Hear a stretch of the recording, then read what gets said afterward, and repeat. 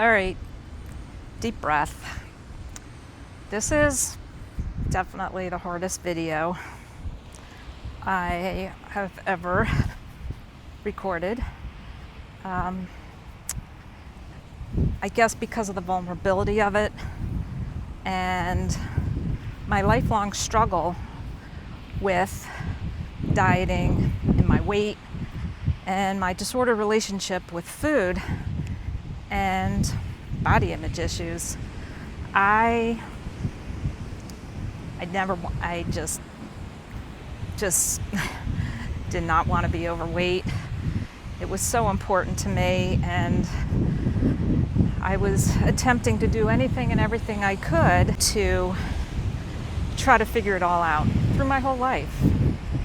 And definitely I had a disordered relationship with food. Sugar, desserts, pasta, chips, cookies, you name it. From a very young age, didn't really realize it, but through my life, cravings, binging, dieting, restricting was my story.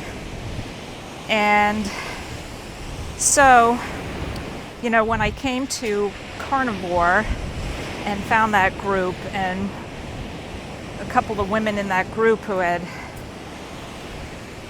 relieved their eating disorder, and all these other people in the group who were just getting healthy and resolving their diabetes and depression and bipolar and arthritis and severe psoriasis issues and on, you name it. And it's like, wow, I got the golden ticket here. And it's been an amazing journey, because it's through that I learned a lot about my relationship with food and which foods I do and do not have sober behavior with.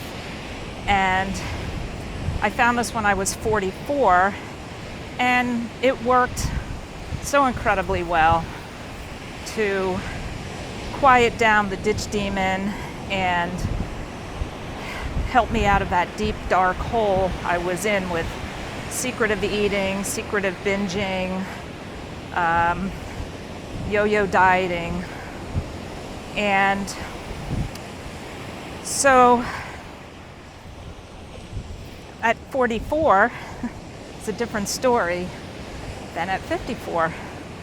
I'm now 60, by the way, but I'm just trying to give you some backstory leading into this, and what I'm going to disclose and what I'm going to show you and what I'm going to tell you. And why I say this is so vulnerable for me is because before the end of this video, I'm actually going to show you pictures of what's been happening to me and my body through menopause, and why it's led me to change the way I'm eating, and show you, or tell you and show you, some of the success I'm having now from this. So, yes, vulnerability, because it worked so well. Cloud 9, wanted to shout it from the rooftops, and I did, and helped so many people, and still helping so many people. And there's such a specific, amazing benefit to switch off the brain from all the processed foods, and flour and sugar and fat combined together, of course, is that toxic, addictive combination. So I'll say it then became clear to me once I hit menopause. Now, I hit menopause fairly late. 54, 55 was the time period, so 5 to 6 years ago. And gradually, my weight kept kind of teetering up. And then, no, Lisa, we'll have none of that. Let's figure out what we're doing here. Let's rein it back in and try to get it off. And maybe would work, but then right back up. Not only up, but up and up a little bit more. And then go, okay, we got this. We hear about sardine challenges, and wow, boy, does that work for grabbing some pounds off and pulling the glucose down and pumping the ketones up. And guess what? Can't keep eating sardines in isolation.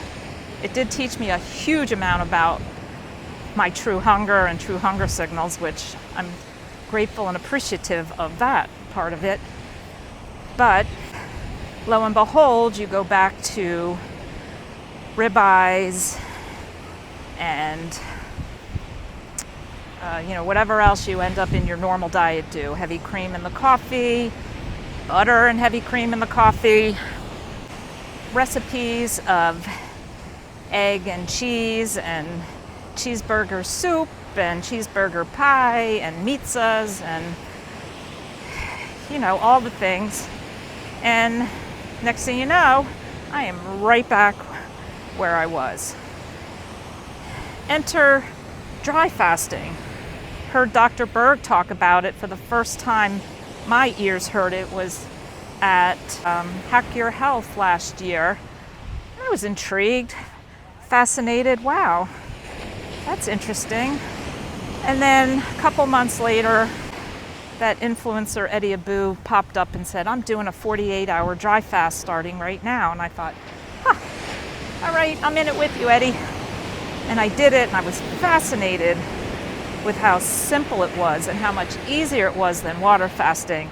And a day of dry fasting is equal to 3 days of water fasting. And dry fasting is not muscle wasting, whereas with water fasting, because of the physiological changes and the biophysical things going on, is not happening with dry fasting. And let's dry fast more. Let's, instead of 2 days, the next time let's do it 4 days.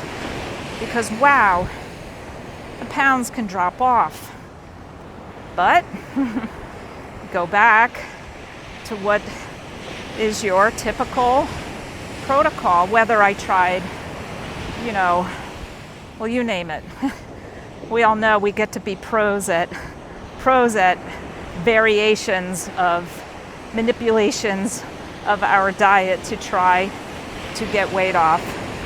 And before anybody chimes in and sends shards at me in the comments about, why are you so fixated on the scale? You look great. Why are you just talking about the numbers? It's not about the weight, it's about your health.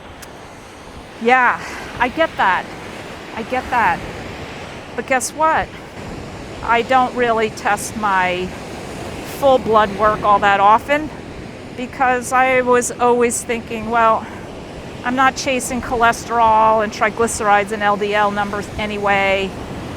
But I thought, maybe there is something to making sure my A1C isn't going up, because sure enough, as I did and do sometimes test my morning glucose, that was heading up. And I needed to get a pulse on why. So in the past, and I'm actually going to do a complete video on my blood work, on my most recent blood work I got, and comparing it to, I'll have to pull up the dates of the prior one, maybe 4 years ago and 6 years ago, but I noticed my A1C was heading north. Now, before you send me messages saying, but Ben Bickman says when you're carnivore, your red blood cells live longer and are in your system longer and give you an erroneous higher A1C. Okay, I take in all that information. I get it. I see it. I hear it. It's all about your own personal comfort level, though. I have, my parents both diabetic, type 2, my brother, type 1 diabetic, and me being fat as a kid and struggling with my weight all my life, and probably most likely not metabolically healthy through all that, through all my binging and purging and dieting and restricting and back to binging. I'm sure I had done a number. So I think to myself, I'm not comfortable with an A1C that's going up to pre-diabetic numbers, and I'm not comfortable having morning glucose up in the 105 to 120 range. And I am always extremely inquisitive, and I want to seek answers, and I want to understand why, and get to a comfortable level of either, am I healthy, and are these numbers just registering that because I've been such a long-term carnivore? So that's where I'm throwing out this video now, because I've gone through a whole path of what's been happening to me, and I will tell you, it wasn't that I'm hiding things and being deceptive and deceitful and not open. It's because I know I have a certain level of influence because of the vast number of people who appreciate my research and my knowledge and what I teach here. And I did not want to derail anybody on my efforts of what I was doing if it was something that I was not going to stick to and it didn't ultimately end up working.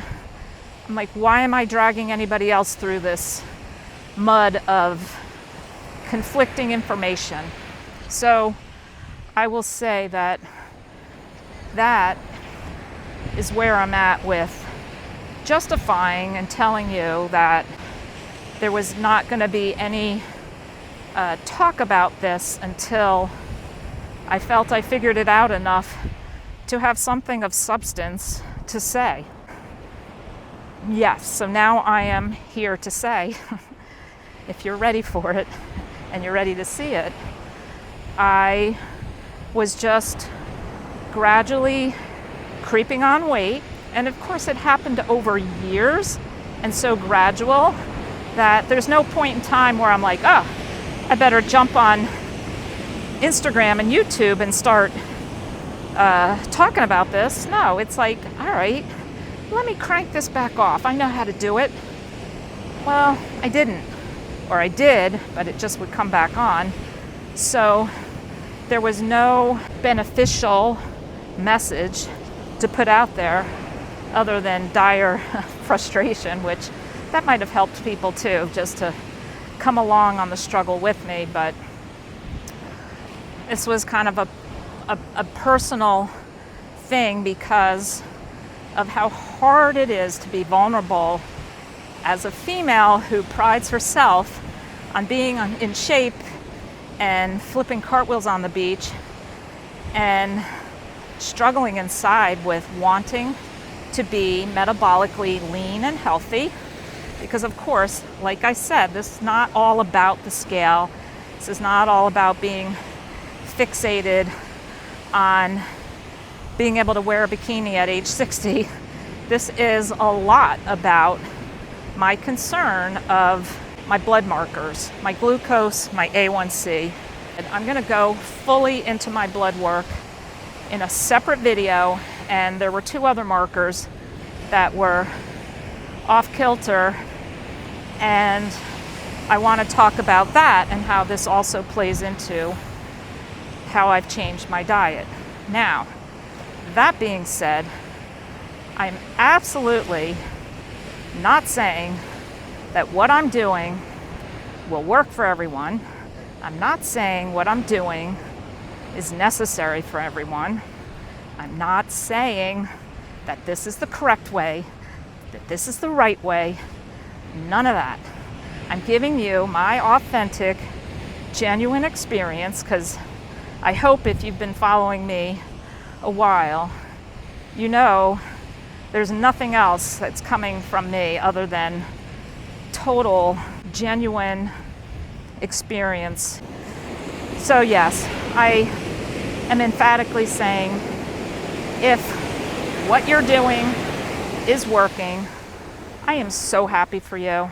I am so happy if you can eat 80-20 carnivore, or 75-25 carnivore, or 70-30 carnivore, or even 60-40 carnivore, and feel great and get yourself to your ideal metabolically lean body weight and health markers.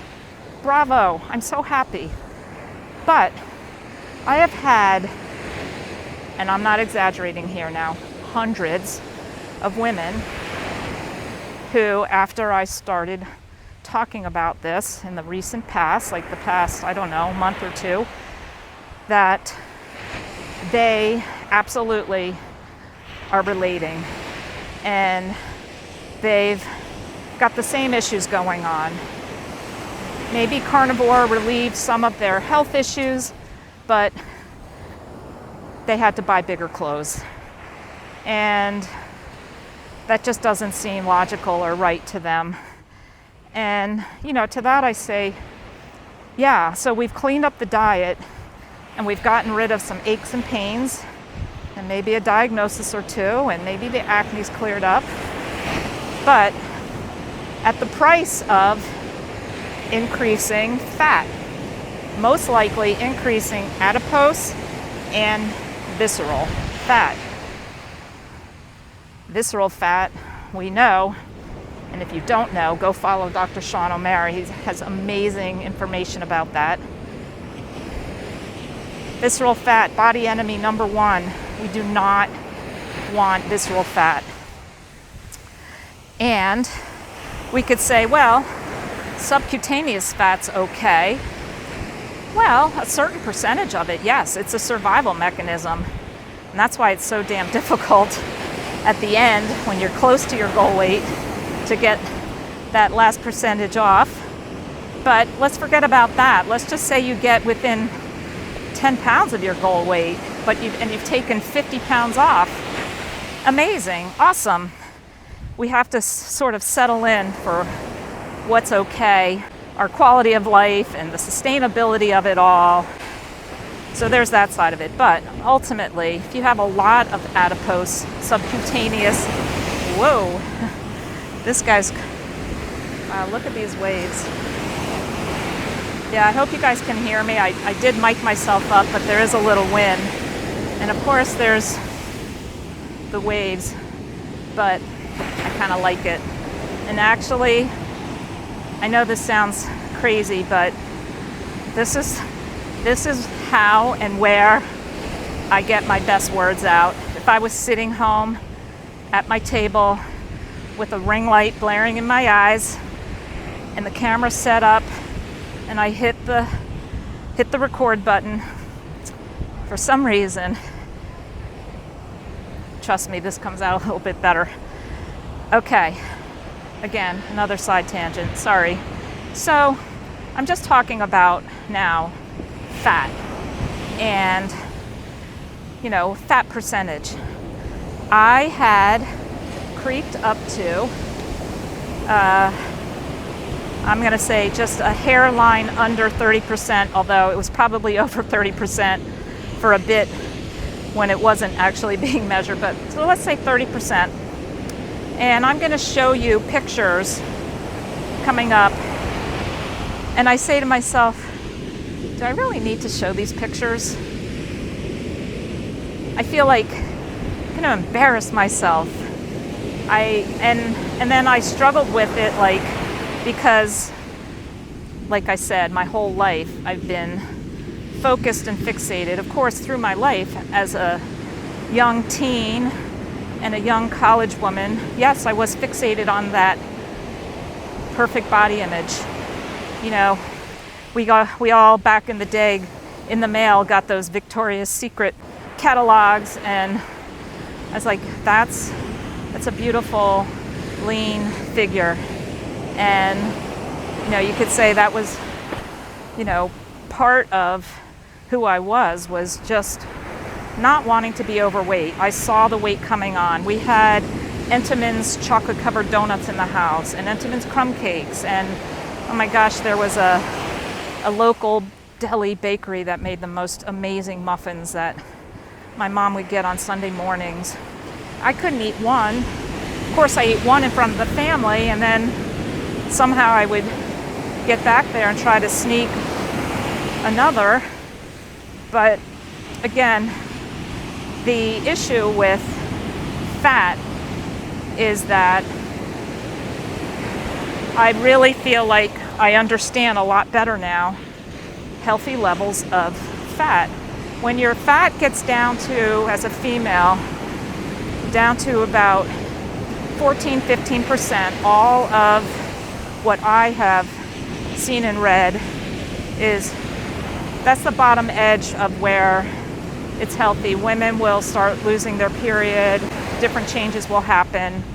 So we could just say, let's just call it 16 to 20% is a beautifully healthy range. Can you be perfectly healthy at 22 to 26%? Yes.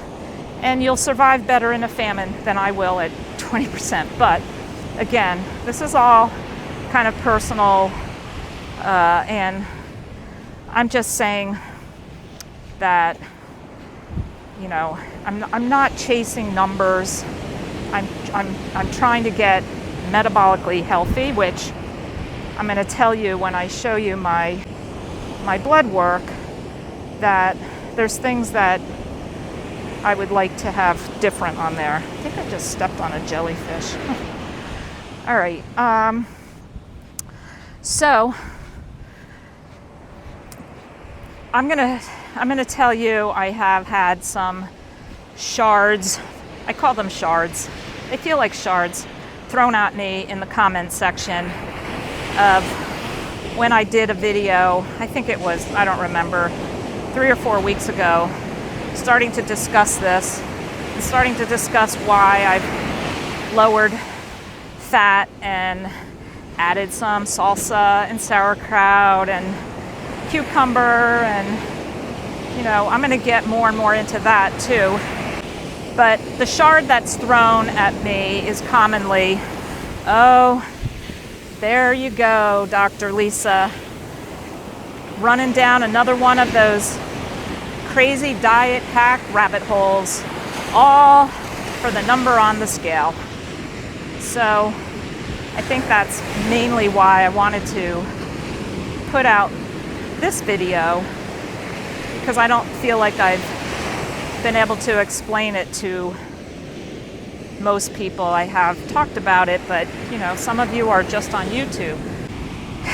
In any case, yeah, I just wanted to put it out there that this has been, I'm just going to call it I'm going to call it a menopausal struggle, because it really just has happened in the past 5 to 6 years.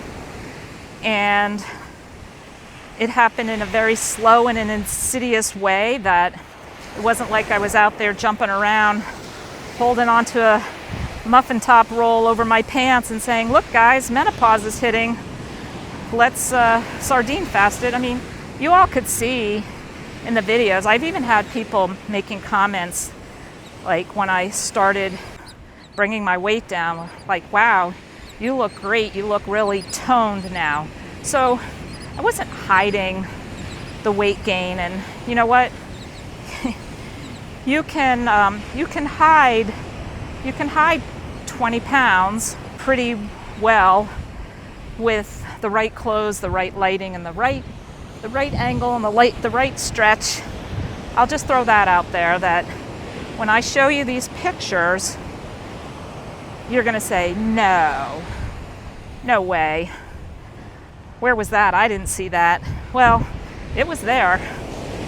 And it was just, maybe cropping in, or like I said, getting a little stretch going, and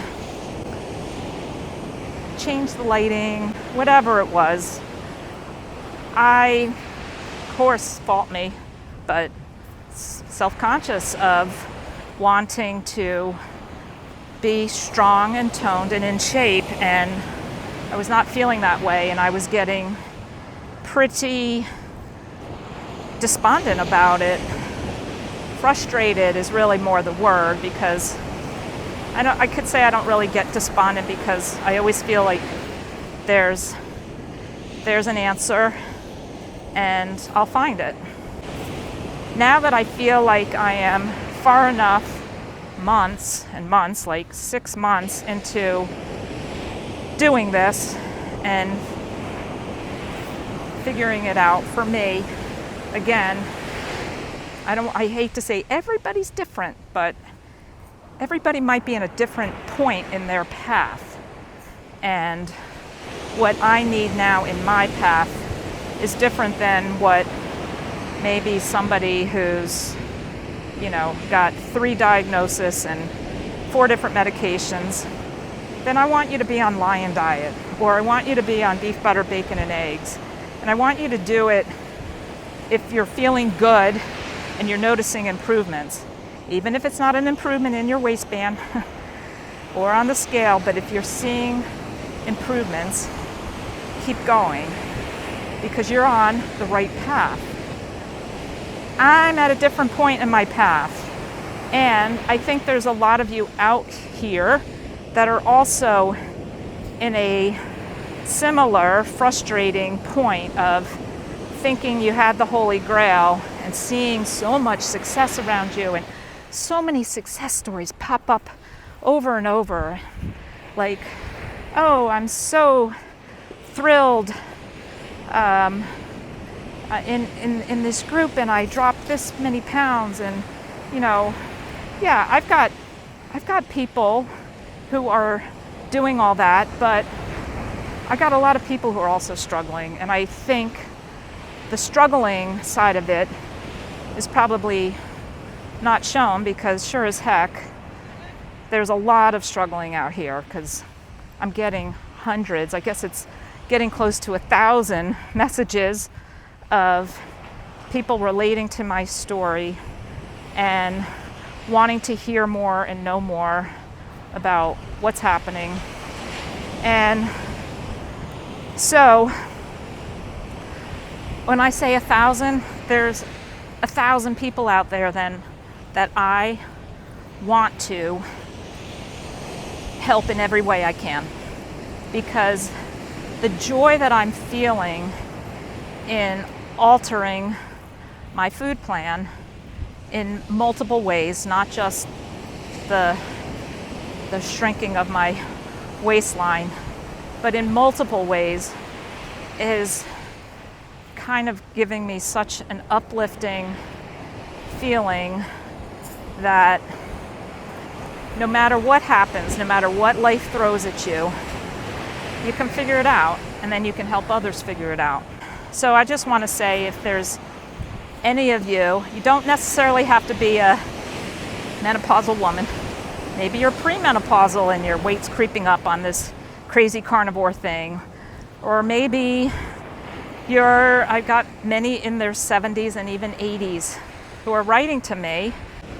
I need to know more about each of you to help you. And there's a lot of nuance to this that I can't just type in 3 sentences on a text. And so through the encouragement of many, I'm gonna host a group. It's gonna be low cost, so I can, as many people as possible, jump in, and we're gonna do, there's nothing like a group community and group support through this, to learn from each other. I learn from you guys too. Don't think for a second that there isn't some valuable information that each of you input into this. But I'm gonna do live recipes, and we'll do meal plans, and we'll talk about macros, and we'll talk about each of your situations. There's gonna be an opportunity, my plan, and I'm still just formulating this all, but if I've got the group all set up and you're watching this video months down the road, then the link will be down there. But right now, September 30th, the last day of September 2025, today, I don't have the group made yet, and I'm trying to figure out the best way to implement it without being overwhelming for me, because I can't even believe that I am taking on yet another project, but it's out of total passion and excitement of what I'm going through, and the decrease in my visceral fat and the pep in my step with finally seeing this weight come off. And so I want that for you all. And my glucose this morning was 95. And that's with adding in carbs. And I know it sounds backward, and I know it's hard to comprehend, but we're going to go over all of that also in the group. And I'm going to talk a little bit about the science behind some of these things. So I'm going to say right up front to everybody, before you click the submit button to join into the group, understand that this group, if you're motivated to make a change, and this is not another diet, this is not another hack, this has to be your thought process as it is mine, that this is my lifestyle, this is my new way that I think about food, think about hunger, relate to what I'm going to put in my body and when. And it's just a change, and it's not a diet. It's not something I'm going on and off. And it's not something at all that I'm going to end up allowing myself a cheat weekend or a cheat meal. Because you know what? Your waistline doesn't care what day of the week it is. It doesn't care that it's the weekend and you're going out with friends. And yes, there's flexibility with this for sure. I am not saying that you get your macros and that's the be-all end-all. Not at all.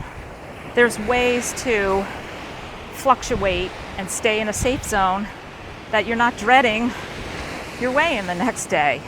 But you have to take this seriously. You absolutely need to understand that we get one trip around the block, we got one vessel to do it in, and we want to make the best of it. We want to have our food be satisfying, satiating, and this way of life sustainable. And in a very great way, my transition has me feeling happier than ever on all of those things. So, all right, so I think I procrastinated long enough. I'm going to put in here the photos and show you, when I throw this picture up, the picture on the far left, and I think I have it written in there, what month it is, and then 2 months later, the bit of improvement, and then the third picture in that photo collage is me, 2 weeks ago. So I grabbed that picture, and I actually end up using that picture on my new logo for my new community called Stop the Stall.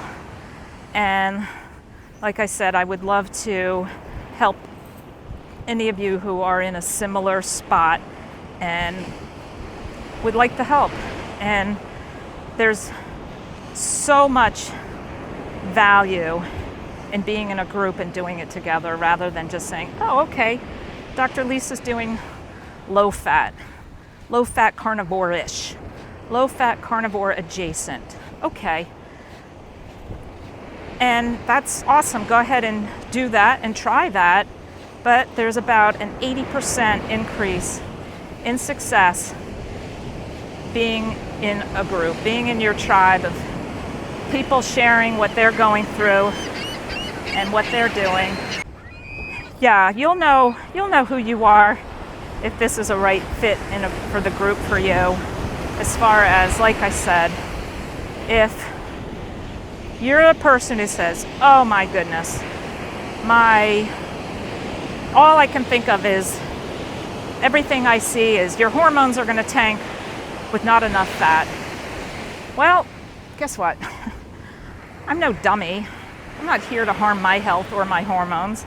I have plenty, 30% body fat's plenty of fat for my body to be able to use. Trust me. When you see the pictures, you'll see there is plenty of tire on that middle.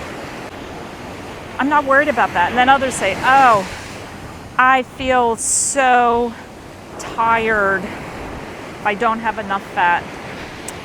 Well, if that is truly you, then either maybe there's not the right macros, because you can't do low fat, moderate protein and then nothing else, because you'd be starving. So that's where the carbs come in. And certain carbs, not all carbs. I'm not eating bread and donuts and cake and cookies and ice cream. Trust me. But I also, you could say, well, and I've been very low fat throughout this whole thing. Very low, except for some days that are thrown in where I'll have a moderate fat day. It's never high fat. Why? Because in all my years, in the past 5-6 years of struggling with this, dealing with this, and tracking this, I've never done anything but stall or increase weight on high fat. So that's me, that's my body, maybe not everybody. And if it's not you, you're probably not here because you're happy as a pig in mud eating your butter and carnivore ice cream and egg yolk omelets, and that's awesome. You really probably would not be here watching this video if that's you. What I'm getting at, though, is just to say in all these months, and it's been about, I'd say 6 months now of me tweaking and figuring this out for myself, that I've been very low fat and I feel great. I go to the gym, I'm out there running sprints. I don't know. I literally don't feel any difference in my energy levels. And I'm not having to do anything unusual, like take naps in the middle of the day because I'm so tired, because I'm so low fat. I don't even notice it.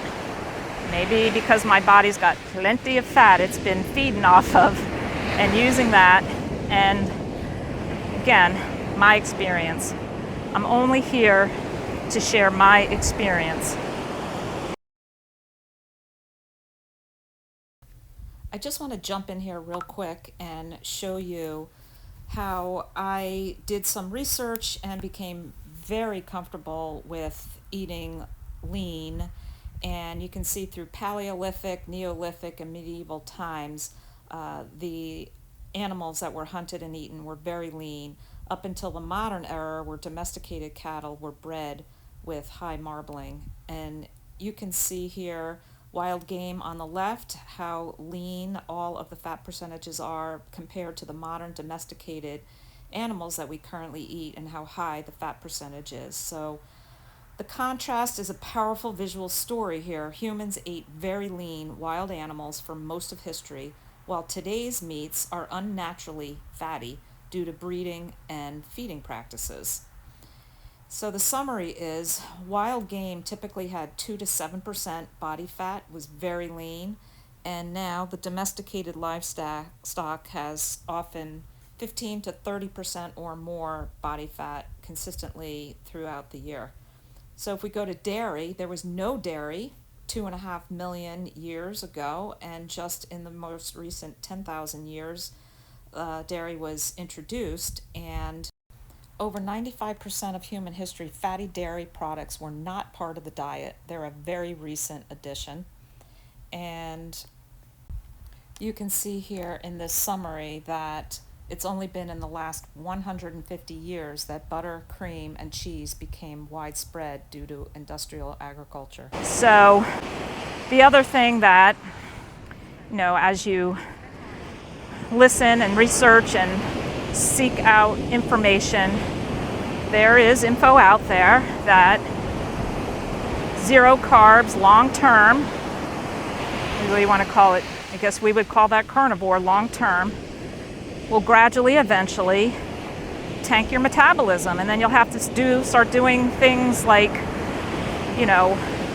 walking 20,000 steps a day to keep your metabolism up. Or you'll have to start doing some hacks to maybe crank your metabolism up, like fat fasting or whatever it is. None of that worked for me. And I'm not here to say that that means it's wrong. It's not wrong. It's perfectly fine for it working for somebody else. And again, I'm not here. Oh, there's such a cool little crab out here. I don't know if you can see him. I'm not trying to derail anybody or make it more confusing. Take it for what it is. This is my story. This is my experience. And that's all it is. And if you can relate to it and you're frustrated and you want to make a change and you're ready to do something different, which involves being carnivore adjacent, then come on over. I'd be happy to get to know you, and we'll do live meetings, cooking demos, recipes, meal plans, all that. But it's going to be geared to what Dr. Lisa does, with some variations for what I understand in your story. But it's based on the knowledge that I've gained from what's happened to me through these past years and what's happened now in these past 6 months. So, getting back to what I said, where there's a point where long-term carnivore, potentially according to different things, now not all things, so don't come at me with, but this study shows this, and I'm telling you, yes, I see all of the same conflicting information. And you have to take the knowledge in and make it something you understand or don't understand and seek further knowledge, right? So, there's information as far as, other than what I said, of it really tanking the metabolism, but wreaking havoc on the thyroid. Fortunately for me, I will give a little preview of my blood work. My thyroid numbers are great. Luckily, that wasn't an issue. My cortisol numbers also great. So that's not an issue. So when I started actually peeling back and understanding my situation, and I'd be happy to look at blood work if you're in my group, because that's who I'll be able to pay attention to and spend time with, because I can't do it for 1,000 people sending me DMs and emails. So I am here for you. Like I said, I want to just share my journey. Please take it as that. I am not here for the umpteenth time. I'm not here telling you that this way is the right way. I don't want to sway anybody to think that now they got to start doing this. Maybe they're doing it wrong. Keep on your path. Your path will reveal itself to you in what the next step is. And if the next step is you feeling a connection to what I'm saying, and you are relating to it, and you are struggling and battling this, then come join me. I would love, honestly, from the bottom of my heart, I would love to help.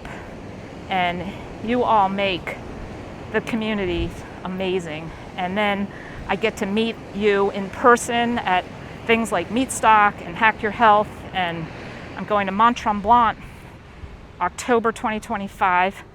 I'm hosting a Cancun. See, now I'm changing my trip logo to Sunseeker, and my travel side business that I created has been called from day one Sunseeker Travel. So this is what I'm about. Getting outside is part of being healthy. We're going to talk about all different aspects of what I do, and I've got cruises coming up where I get to meet you and hug you and talk to you one-on-one for the entire trip. Hack Your Health Cruise is coming up November 17th to 22, the day after Hack Your Health. It's going to be amazing. And then there's another really great cruise the first week of February. So if any of you are looking for a winter getaway, February 2026, I'm going to put the link below this video for that too. And then the Cancun meetup, that is the last week of January. We'll come walk on the beach. We'll go on 10-mile walk. Let's challenge ourselves. And then we'll eat together, and I will eat how I eat. I'm not going to pretend to be carnivore. I am going to be carnivore adjacent like I am, and like what has led me to getting healthier. And when I say getting healthier, yes, the scale is dropping. The shorts are getting loose. I'm going to show you that on here too. Oh my gosh. This is really kind of interesting. I'm as hesitant as I am to show these pictures. I did start having fun with it when I was editing this one video that I'll show you aside from the pictures. So, yeah, I like I said, I look forward to these trips. It's where I get to know you. I just did 2 cruises in September. I made such amazing connections with these people, kayaked and swam and dined, and it's what this is all about, is connecting with like-minded people. For me, this is what it's about, because I'm just having such a great time with connections. So I hope you'll be one of them. I'm going to have a link below, because as of right now, today is September 30th, 2025. I am working on, because I'm a one-man show, I'm working on figuring out this platform and this group. It's pending approval right now. But I'm going to have a link below now that is what you can click on.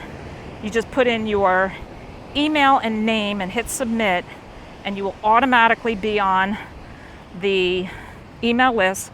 No junk mail, no spamming, no nothing. It's just my own personal way to then send out a bulk email of information as the group is forming and as the final group is ready to come in. Like I said, it's going to be very reasonably priced. I need to cover my costs, and I will I'll let you all know. So if you wouldn't mind, hit the like, hit the subscribe, put a comment below, because I do read them all. Put a comment below and tell me what you think about this, and maybe hold back the comments about my photo. Yeah, like I said, this is a tough video for me. I can't even believe I'm in this spot doing this. But you know what? Life has so many twists and turns, and I'm glad you're here along for the ride. Thanks, guys.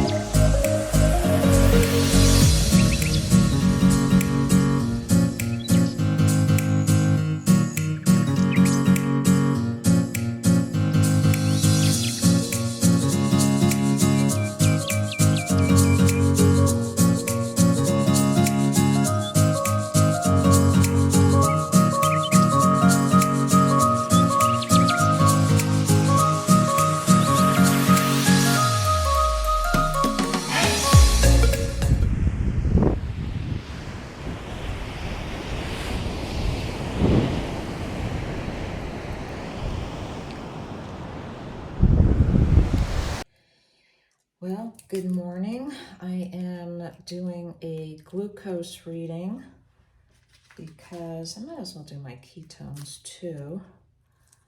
We'll see, because like I said, I was running into my glucose consistently running typically between 105 and say 118, right in there. And like I have said, this is part of my mission is to get that better. So we will see what we have.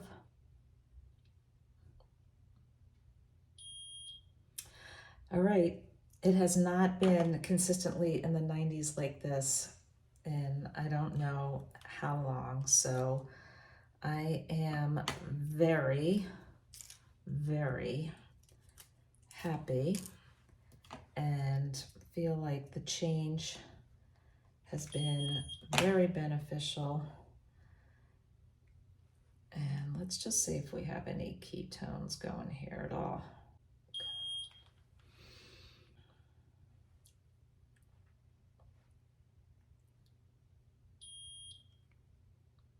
All right, not bad. I used to consistently run 0.1, 0.2, 0.2, 0.1. So that's a change too. And that's with adding some carbs, just stepping one leg out of the strict carnivore box and mainly carnivore with some side tangent adjacent to make these changes so that I can be lower fat, moderate protein, eat some carbs to make up for what I would need because I can't starve myself on low fat, moderate protein. And again, one of my main driving forces in this has been my A1C, which I have not had retested yet, and I will go over with you my blood work that I had done prior to making this change. So yay, happy.